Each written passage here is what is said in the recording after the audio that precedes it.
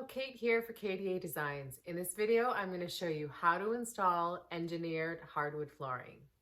Before we get started, here's a list of tools and materials you'll need for this project.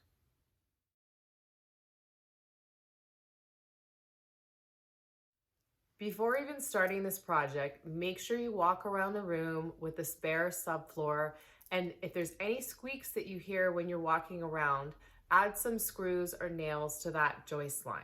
You want to also walk around the room with a hammer or a drill and make sure that there's no nails or screws popping up. If there are, just bang them down, screw them in, make sure that nothing is popping up because that will affect the installation of the floorboards. Before you start, give the subfloor a good vacuum. In fact, keep the vacuum close by, and every single time you start on a new section, give it a good clean. What I had to do here on the first piece is notch out so that this portion sits up against these pieces I've cut here. Now I'm probably gonna leave a very small space in between just so that I can add a transition piece over top, and sometimes they have a little slot that comes down. So I wanna make sure I space that out just a hair. The other thing I did is I used a table saw and I shaved off the edge where the little lip sticks out because that would get in the way of the transition piece. So that was just an additional step I took to make it easier when I get to that step. The flooring that I'm using is engineered hardwood, so I purchased the engineered hardwood flooring adhesive. I initially thought I was going to be nailing this down to the subfloor, but I read the manufacturer instructions and it specifically said it voids the warranty if you use a nail gun. I'll be using a trowel to apply the glue to the back of the hardwood flooring, and then I'm also going to do a strip on the floor as well in those high traffic areas just because I really want it to bond to the subfloor. This stuff is really stinky, so you might want to be wearing a mask and keep a window open when you're doing this. Normally I would wear gloves, and I probably will for part of this, but if I get any glue on my hands, I'm just going to wash it off quick because it's a pain in the butt to get off your hands. So I'll just show you how I do this once and then probably put it on fast forward. But basically you want to get the glue on the back of the hardwood. You go kind of on an angle. Now this one I'm making sure I have a lot on because it's right at the entryway and there'll be a lot of traffic in and out, and I just want to make sure that I got some good glue on there. Now I'm going to put a light strip on the floor. Make sure your floor is completely clean. You basically need your vacuum close by because you want to vacuum every time you start a new section. Now I'm going to get my first piece in. So hold on, just need to make sure it's right up against the wall there.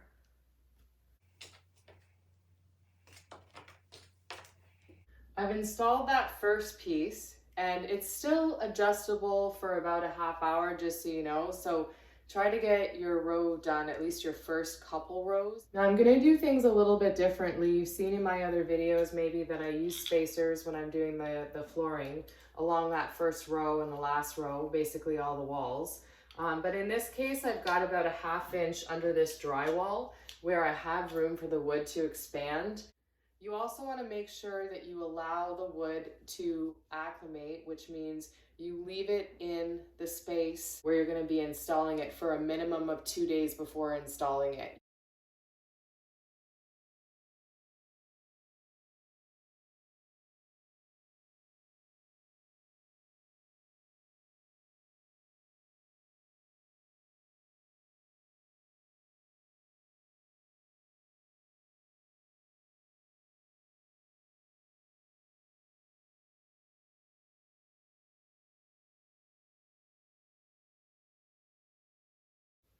Most of the time you're going to have to measure your last piece, your ending piece for each row. I'm going to be measuring about 1/3 of an inch away from the edge of the wall on the end here. So I'll measure from here to here to this point up at the top here, not the lip at the bottom.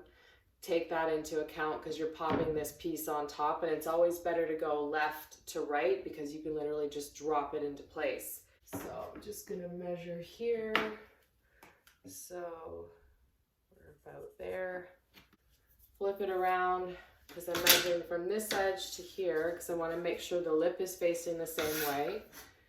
So mark it off there. This is the finishing piece for this row. Now, because I had to cut such a huge portion off, I'm going to use this as my starter for the next row. You always want to save the end pieces because you never know when they'll come in handy. I'm using the piece that I cut at the last row, the leftovers from that, to start the next row.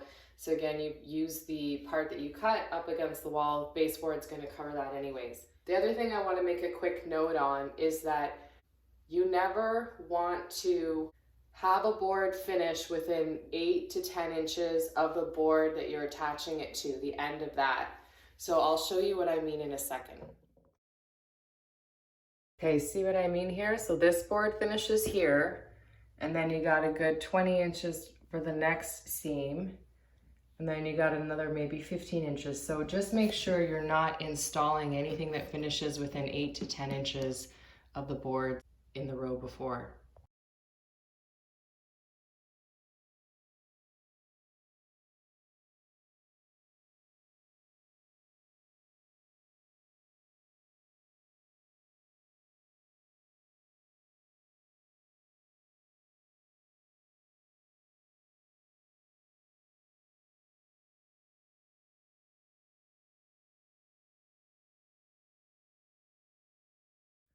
I just continued installing the floor as I've showed you, and when I got to the last row here, I had to cut these pieces lengthwise because I couldn't fit a full board in. I did use spacers here just to give the boards a little bit of breathing room for expansion.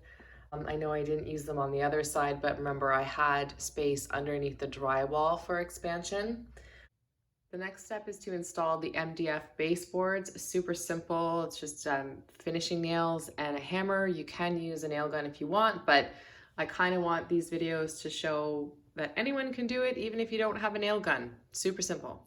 Grab your MDF board, put it in place,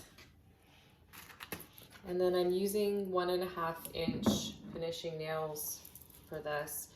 You literally just place it up against the MDF board.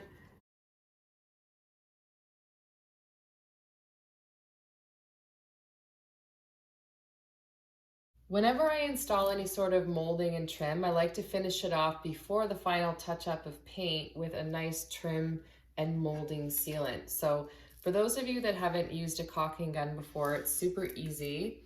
You just push on this back button right here. You want to make sure that this is all the way back, and then release that. Then you're going to take the trim and molding sealant and just slide it in like that. There's a little bit of room at the front there. Just use the trigger to push that metal piece forward. Okay, and then you're going to cut the end. I'm probably going to only cut about maybe 1/3 of an inch back because I don't want a massive hole, because I'm using it in this case just for the trim between the wall and the trim, and I don't want a lot of it to come out. I want a nice lean line. So I'm using an X-Acto knife here. Apparently it's not very sharp. There we go. So you literally just put it along the wall and the trim line here, and then you just go along the edge of the trim. When you're done using this, always release this so that it's not putting pressure, because this will keep coming out of the end. The last step is, I'll just take my finger, go run it along the edge of the trim just to smooth it all out. And then once this is dry, I'm gonna paint it. Okay, baseboards are done. The floor is complete. Turned out better than I even expected. So, really happy with these results. I hope you found this video helpful. If you did, make sure you hit that subscribe button down there. You can also follow me on Instagram at KDA_designs 2.0. Thank you for watching.